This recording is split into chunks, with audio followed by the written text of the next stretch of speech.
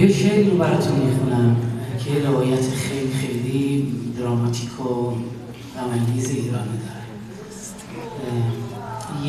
باید وقتی شادی میکنیم گاهی وقتا به فکر غم هم باشیم. یک شعری هست که یک دختری به نام نجمه زاره در استان فارس در ایران سروده و سرنوشت بسیار غم‌انگیزی داره. اسم شعر هست خبر به دورترین نقطه جهان برسد. من وقتی این شعر رو شنیدم تصمیم گرفتم که این خبری که این میخواد رو به دورترین نقطه جهان که اون میخواست برسونم. سرنوشتش اینه که عاشق یک کسی بوده، یک مردی بوده که صرفا به خاطر اینکه کمی بینیش بلند بوده معشوقش رهاش میکنه و با یکی دیگه ازدواج میکنه. این تصمیم میگیره که بره بینیشو جراحی کنه و متاسفانه وقتی بیهوش میشه دیگه بر نمیگرده و این شعر رو قبل از اینکه بره برای جراحی سروده بود.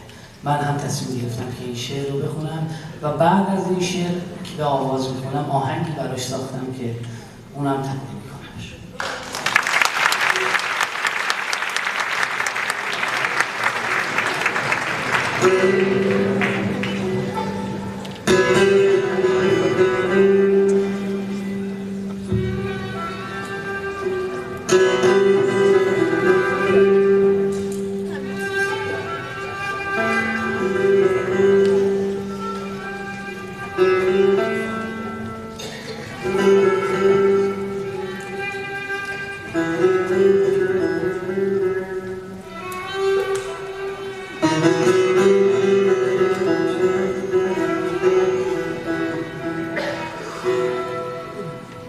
خبر به دورترین نقطه جهان برسد،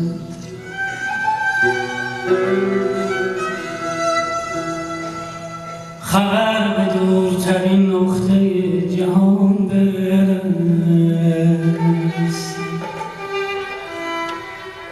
نخواست او به من خسته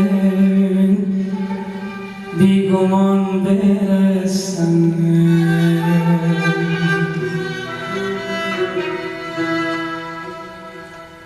شکنجه بیشتر از این که پیش چشم خودت کسی که سهم تو باشد به دیگران برسد.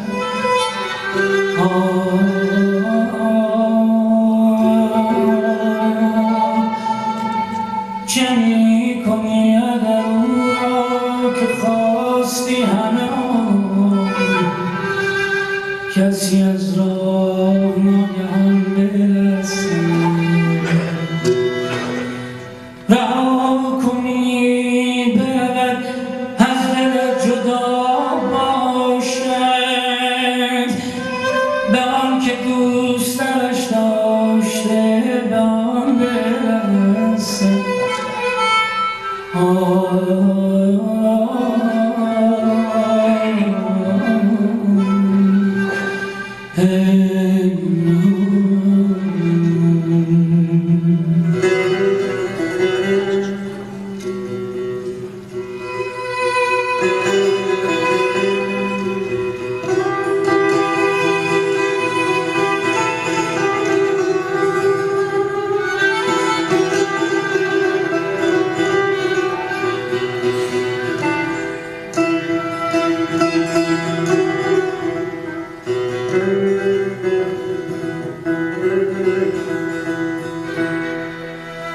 رها کنی بروند و دوتا پرنده شوند،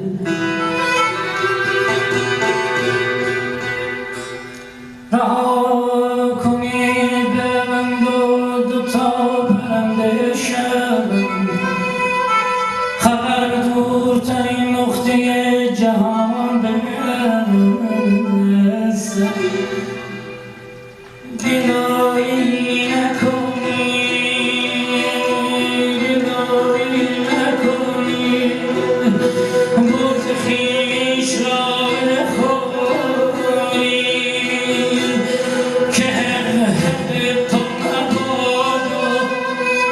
به گوششان برسه.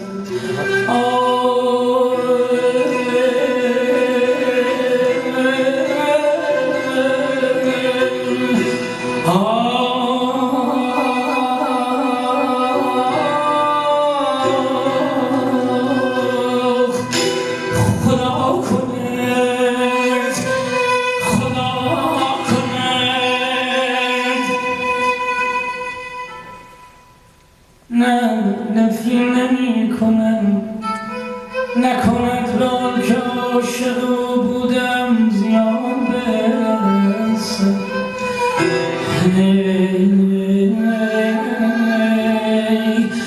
خدا کند فقط این عشق از سرم بره،